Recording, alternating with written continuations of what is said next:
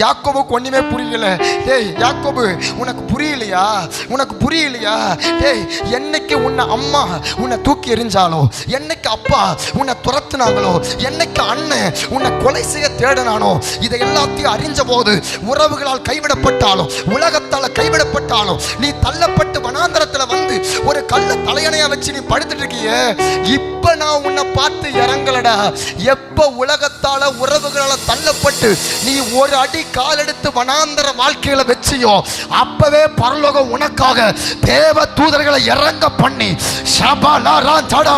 உலக கைவிடலாம், உன் பிள்ளை கைவிடலாம், கூட இருக்கிறவன் கைவிடலாம், ஆனா பரலோகம் ஒரு நாளும் உன்னை கைவிடாது.